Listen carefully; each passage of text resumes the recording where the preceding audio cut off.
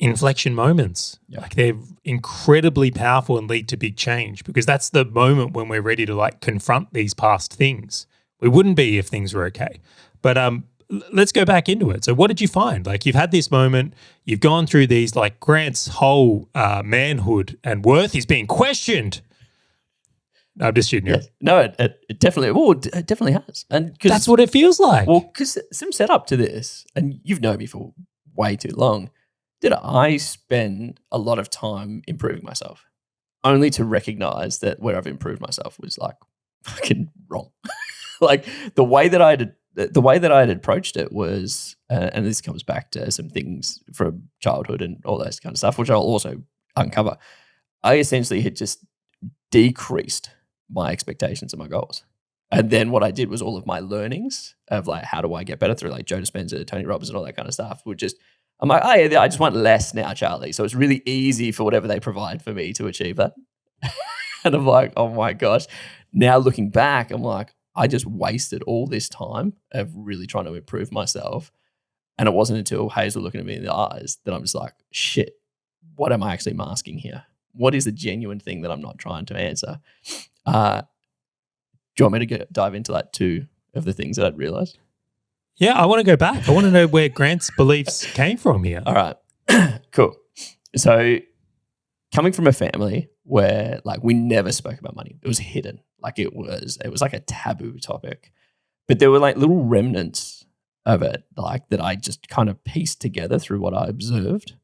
And like thinking back, there are moments that, you know, when you think back and then you just have these moments and you don't know how to interpret them. And then all of a sudden you're like, oh, wow, now I know how to interpret them. Yeah, this is it, Charlie.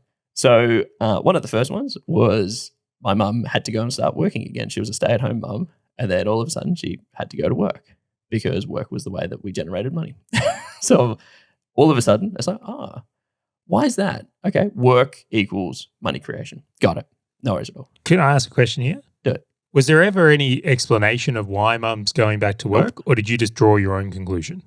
It was mum enjoys being a teacher. Did you believe that? Funnily enough, if you had have asked me before this moment with Hazel, yes. After that, no. So, yeah. Okay, so because there's legitimate reasons. Like, I'll give you this now is like Bianca doesn't have to work, right? Yep. We're good. She chooses to do some things so she doesn't go insane with a toddler. But it would be very easy to draw, like that's the real reason. The other reason is that, we need the money. It'd be easy for someone who's observing it to go, well, Bianca had to go back to work because there's financial constraint. So like in your case here is like your mum legitimately, and do you know what? I actually think this might be the real reason, sick of putting up with your shit. She needs to get away. I was a bit of a dick. Let's put it out. No, but she legitimately might love it or legitimately wanted to stimulate her mind or have other activities in her life. But you'll never guess what my main goal right now is, Charlie. Lay it down. For Hazel not to work. Because she's going to become the mum of the kids. Dun, dun, dun. Where do you reckon that came from? Your dad? Yeah, totally. Or your parents, I should say. Totally, it may not have been. I was the same. I was raised in a home pre my father's accident where my mum didn't work. So then we build up this belief that that's what a family should look like with a stay-at-home mum. I actually know many business owners, male and female, that are looking for the same in one way or another. Like a lot of what they do is to provide when they have kids that they can look after them. Hands up me as well. Completely. And all right, coming back to you though, let's psychoanalyze Grant. I love this game. We can do more episodes on this. So that was one of the first ones. Which no, we're not done here. All right, so no one explicitly told you why mum's going back to work. No, like this, it was not an obvious thing. And but what did you draw the conclusion as that it's for money then? It completely. You have to. So we were, and it's funny because upon reflection, so at the time, like all the cars were like secondhand cars. Like the house that we were in, like was not really sort of close to the center of like the township or anything like that. Like we had to drive like 25 minutes to get to school. Dad traveled an hour and 30 minutes to get to work and stuff. Like it was like, oh, okay, this is interesting only upon like serious reflection. So you've got to remember like all of these things sit in my subconscious of just going, oh, well, this is just how it is, Charlie. So then continuing on, looking back at my childhood and again, like I I say all of these things, it's been very confronting for me because like I thoroughly love my parents and like they're still together and they've done everything they possibly can. And it's been this challenge for me to look back and go, well, there are things that have happened and what they've done that's actually set me up to have a completely different money mindset.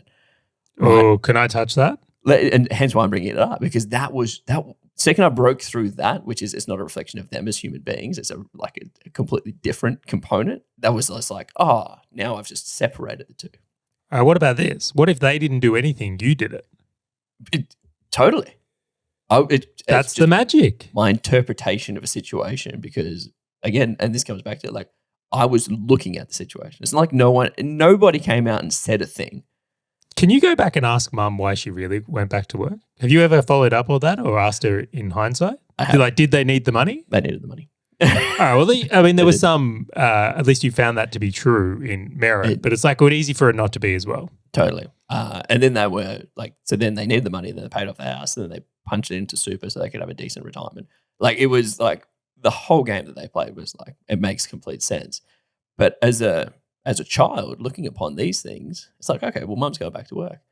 The interesting thing as a kid, we also like I had hand-me-downs. So I got like my brother's like casual clothes. I still got some of my own clothes. School uniforms, I got their hand-me-down like blazers and stuff like that. So everything was always like a little bit too big or like a little bit too small or something like that. I was like trying to like squeeze into them. Another like interesting thing, and these are observations that I had, was at our high school.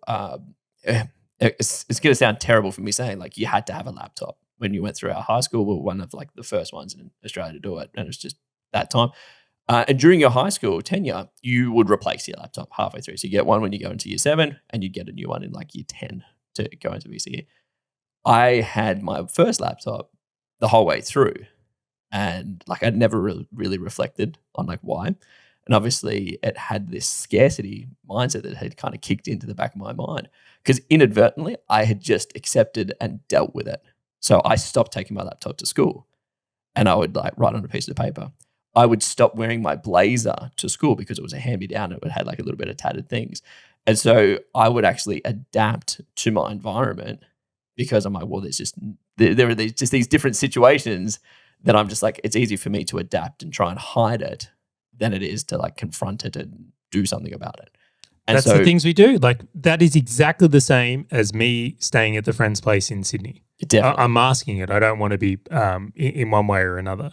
So Grant's upbringing, even though there wasn't like a disastrous event like myself, or I should say an impact event, really, we'll come back and touch on that at another point. See how it's like very different experiences can create scarcity. Totally.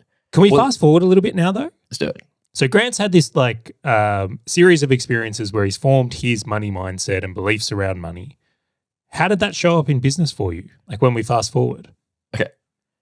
So one of the first things that I did, I love that you're already starting to smirk and laugh. Isn't it funny when you look at these things in your early business? It's hilarious. Just the reflection back. Upon reflection, so quite a few things happened. The first one was just a downgrading in goals. So instead of having like big goals of like generating cash every month or like things like that, I would actually just downgrade them. And I lent heavy into this concept of like minimalism, Buddhist style. And like, so then what I was trying to focus in on was going, okay, well, how can I just play to like an employee mindset was kind of the approach I was taking. Hey, fellow business owner, if this topic and value-packed short video has resonated with you at all and you want to dive deeper into creating wealth inside and outside your business, check out the full episode by clicking the link on your screen or in the description right now.